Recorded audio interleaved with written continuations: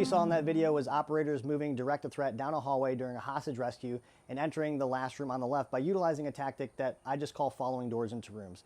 I don't know if there's an actual name for it, but essentially what it is as you are getting to that door that you're going to make entry into, you are pushing that door open and following the door into the room, stepping through the threshold before the door actually comes all the way open, utilizing speed and violence of action, which I'm going to get to is kind of one of the issues with this idea and how you could find yourself in a lot of trouble.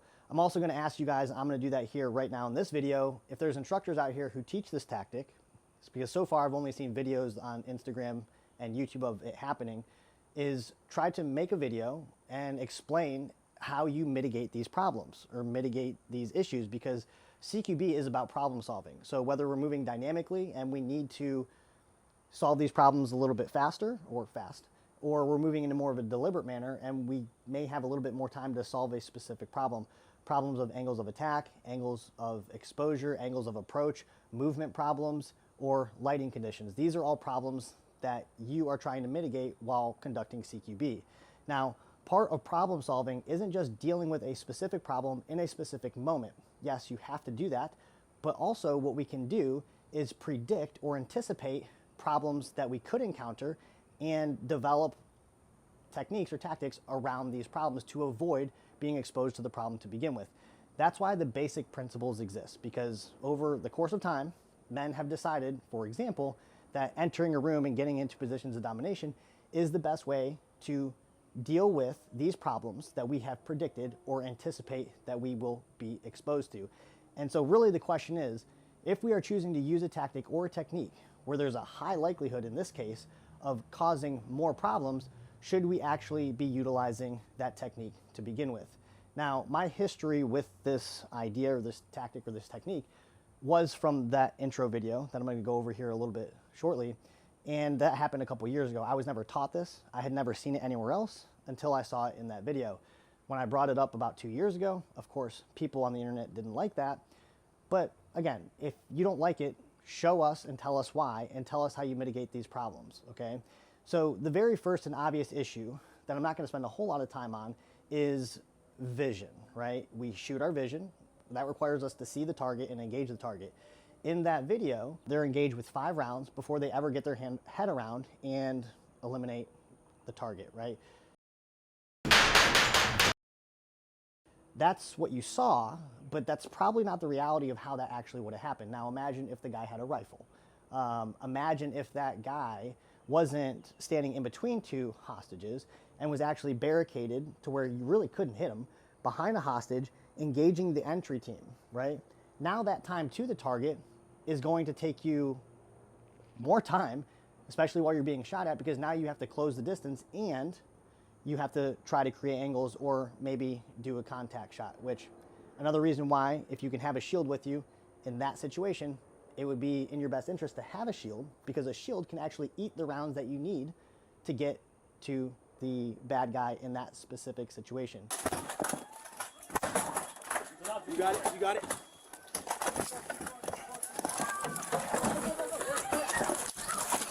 Drop the gun! Drop the gun! Don't do it! Don't do it! Now, vision is something I've covered, and I've talked about stepping center. I'm not going to do that again here in this video.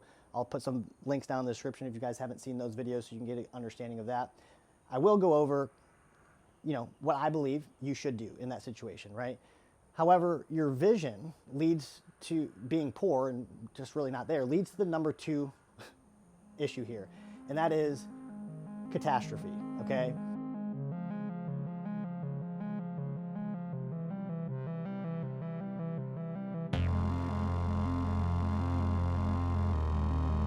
Now, in some of these guys' worlds online, right, they're talking to you guys and speaking to you guys based off of their reality that they lived in the environment in which they were operating.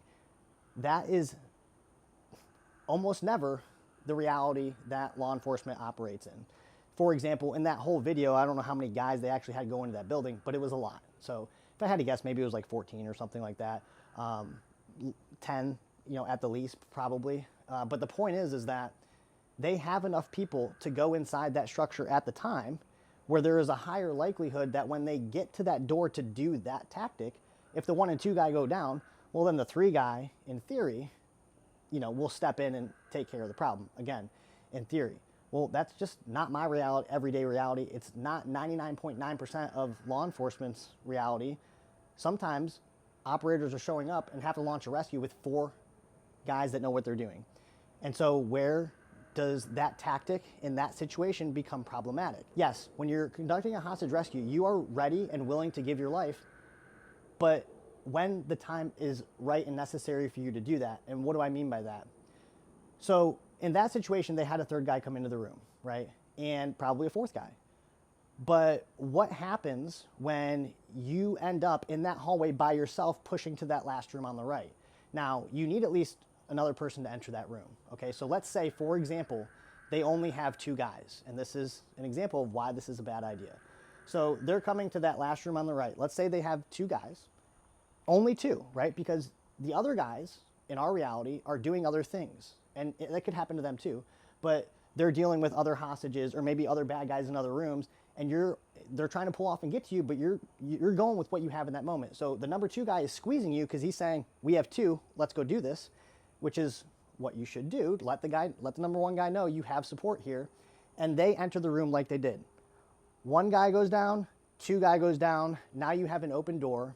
Probably hear gunfire, which is going to snap everybody to, hey, another problem. Let's go. We need to support these guys.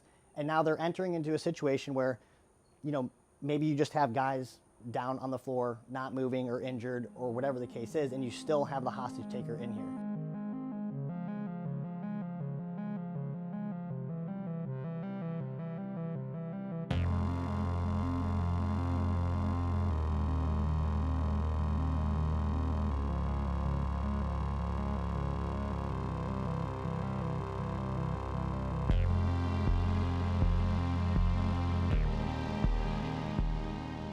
Did that actually help us get to the problem faster and solve the problem, or did it actually hurt us? Because, yeah, priority is still the hostage, but when that problem actually is taken care of at whatever point, we have to now deal with this other significant problem, okay? So in CQB and in tactics in general, you really don't want to have, well, in this situation I do this, and in this situation I do that. For as many circumstances that exist, you want to try to maintain the same principles in what you're doing, because it takes the guesswork out of it. And also, when you're working in a team environment, the person that's working with you isn't guessing based off your body language what you're going to do. He just kind of knows what you're going to do. And so I think everybody would agree that if you got to that door by yourself, because that's all you have in that moment, what would you do? Well, you wouldn't enter into the room because you can't, because you're by yourself. So you would do as much work from the outside as you can while you're waiting for support. So in that specific situation, what you would do if you were by yourself is you would cross over, you would immediately work the door, because we just have to start figuring out what's going on inside here. And then as you get support with the number 2 guy over here, maybe as soon as you get that support, you've done your assess that fast, and now you're making entry, okay? And that's what has to happen for whatever reason.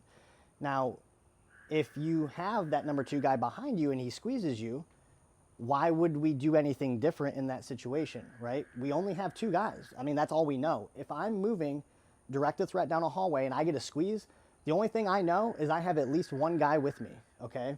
So what if it's only 2 guys? Okay, well, tactic remains the same. We can still do this quickly, guys, right? People get this idea that you cross over a threshold, and as soon as you do that and you work the door, now you're doing one of these, okay? That doesn't have to happen, okay? You can do that, what I just demonstrated, quickly, just like that, get 2 guns in the fight quickly, and if you're getting engaged from the threshold, you can try to deal with that problem from the threshold, because you probably don't want to go in there, nor are you going to be able to go in there, and at least in that moment, now we're actually looking at where the problem is, okay? So vision leading to catastrophe, which is we're just stacking bodies at the door, and we're actually taking longer to get to the problem. If what we're doing is causing more problems or has a likelihood of causing more problems, should we actually be doing that? So not having the correct manpower, because you're not going to know as the number 1 guy, right, how many guys that you actually have, should we be entering the room immediately following the door into the room? I would say probably not. Now, the third issue here that most people probably didn't recognize is impediments inside the room. So inside this doorway, you'll see the video on your screen, there's a couch immediately right there. There is no chance at all that you will see that couch before you're running into that couch. Now, that's a problem, right? Why is that a problem? Well, imagine that you have an entire kit on.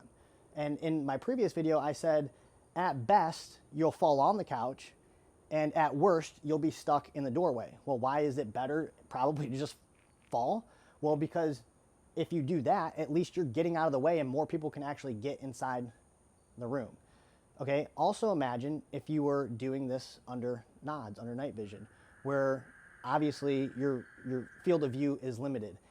And again, we're atoning to that speed and violence of action. How are you going to anticipate immediately running into things on the ground? And in this case, a couch is the least of your worries, in my opinion. It's about at, thigh level. This isn't something that you're gonna trip over your feet, which a lot of things are. And I would encourage you guys just to go in your own house, open up the doors to your kids' rooms, to your bedroom, and see what's immediately to your right or left. Maybe there's nothing, but maybe, like in my case, in the photo that you're seeing, I just came home from work and I put my shoes there, didn't even realize I was gonna use that as a photo, so I just left it there. But imagine you're seeing nothing inside the room, you're following the door into the room, utilizing speed and violence of action. What do you think is gonna happen to you? Okay? Now, imagine that you are entering this room from the other direction, right? So you're entering this room from this way over here, and you're following the door into the room. Well, as I open this door, this is where this door stops because it hits my fireplace, okay? Now, if you're utilizing speed and violence of action, well, we're moving quickly, right? We want to get in there, we want to get to our pods, and therefore, you are going to probably injure yourself, which is, again, at the moment, least of your worries, but you're going to cause a significant problem in the fatal funnel, okay? And so my suggestion is that you work the door to the best of your ability. Sometimes there's more threats down here. There might be an open door or something like that in a hallway, and you don't want to cross over this door and expose your back, or maybe another guy can go with you, and this can all, again, happen like that, right? So imagine I'm crossing over this door, and as I'm doing that, somebody is getting my back, and now we're popping this door open. I'm the one man, he's the two man. We're immediately seeing into the room. And at this point, I would be trying to work this angle here, but because my view is limited and he can actually see into his corner from this direction, he would become the number one man. I would immediately go muzzle down if I don't see anything, and then we're making entry like that. So beyond vision, probably getting us to the target faster and helping us solve the problem faster and mitigating a catastrophic failure, allowing us to see something inside the room before we actually go in, and not even directly, but out of our peripheral vision, right? Because we're looking for bodies and we're looking for people with firearms. I'm still going to see the couch when this door comes open this direction. And when I step this direction to kind of see inside the middle of the room, I'm going to see more of the room. But because I'm already going this way, I know that this problem exists right here, okay? So I can now mitigate that problem by going around it, which is something that you can't do if you follow a door into a room. And so what does that look like? Okay, well, door comes open, and like that, a second, second and a half, whatever you guys want to call it, I see the problem. The officer on the other side sees that that door rebounds and that door's not going to come all the way open. Both of us are going to mitigate those problems and mitigate catastrophe at the fatal funnel, because we are now going to maneuver around these objects here, okay? That's something you can't do when you follow doors into rooms. Why haven't you guys seen, and only seen, these photos or these videos, and I'll try to find some and put them up there for you, of these officers utilizing this tactic in rooms, in training environments where the doors freely just open for you, right? In a lot of these houses, they won't even open for you because you're hitting things on the ground. Or why are we not seeing objects that these officers don't know about in training on the ground immediately there as they're doing this tactic? Well, because they won't do that. They won't show you what that looks like. Truly blind, by the way. They don't know they're there, because you are going to see officers fall. You would see operators fall. You would see them trip. And once that happens with people who know what they're doing and have a high level of training, and you see that, it will immediately become something that just doesn't exist anymore, because I think at that point it would be fully exposed. What happens in a training environment when this is the tactic, this is the technique that we're utilizing, but there is actually something within the environment that is causing the door to not open all the way? Therefore, if the operator or the officer was to make entry utilizing that tactic, you would get the results that I'm talking about. Well, what do we see them do? In this clip here, these aren't actual operators, but they're supposed to be mimicking the SEALs or something like that. But it's to my point. They're utilizing that tactic of following the door into the room, but they know that there's an object there or an impediment there that's not allowing them to actually utilize the tactic in the way in which they would if they didn't know it was there. They actually open the door and completely go around this thing, which, yeah, if you knew it was there, that's what you would do. But obviously, again, they are demonstrating something that is not the reality. So if we open the door, and we're doing this very quickly, and we're immediately able to see the problems that we're faced with, I can adjust how I make my entry. Now, you're not supposed to make entry more than an arm's length off the wall, or really ever be an arm's length off the wall until you've kind of done your initial scan and you're ready to move around the room or move to the next problem. But what's the alternative here in this case? Well, the alternative here in this case is what I talked about: clog up the fatal funnel, which is not something I'm going to do, and I know I have guys coming in behind me. And so what I would do if I was entering from this direction is, as soon as I see that we're making entry that quick, I would simply go around the couch more than an arm's length from the wall, because the alternative is much worse, and finish my scan that way. Same thing for the officer on the other side of the door, or the operator on the other side of the door. When that door comes and it rebounds, knowing that that door is not going to open all the way, I am immediately going to adjust my entry around the door. Before I go, make sure you guys like, subscribe, do all that weird stuff down below, because it really helps the channel. I do want to read you something that I found in a book that I was reading, and I added some of my own stuff in there so that it made more sense and applicable to what we do here. And that is, I do not find affirmation in speculative and extravagant assertions that are made in an effort to counter principle, fact, data, critical review, or absent at the very least of demonstration. And so what I mean by that is, I don't really like the idea or abide by the idea or find comfort in the idea that individuals are able to either speak into existence ideas or speak ideas out of existence, right? In other words, utilizing just the way you feel about it or what you have to say about a topic isn't enough for me. It might be for some people, but it isn't enough for me. So again, if you guys would like to help me reach as many people with this video as I can, so that we can get another video to explain how you mitigate these problems, or explain why other ways or methods of entry are better than one another, that would be very helpful. And I do want to kind of end this video with what I've heard about why, right? Well, one, the impediments issue I've never seen brought up. And again, there's a reason why you haven't seen officers or operators in a structure that they don't know with mimicking real life problems like this, utilizing that tactic, videoing it, and doing so blind. Okay, there's a reason why, because it won't look good. But there's also a reason why, in my opinion, you haven't seen a video, for example, of somebody who is die-hard, we dump into the room, this is what we do, and also have next to that demonstration, on a whiteboard. A lot of these things can be, discussed and demonstrated on a whiteboard, and say, this is dumping into a room, this is stepping center, this is why I believe dumping into a room is better, safer, more efficient, and a more effective way of conducting CQB, with an actual threat, drawn inside the room. There's probably a reason you haven't seen that, because most people can look at those two ideas and go, I don't know if seeing less of the room faster is better than seeing more of the room sooner, and being able to at least face the threat that I'm about to encounter. Don't forget, if you like this video, subscribe to the channel, and don't forget to feed the algorithm down below.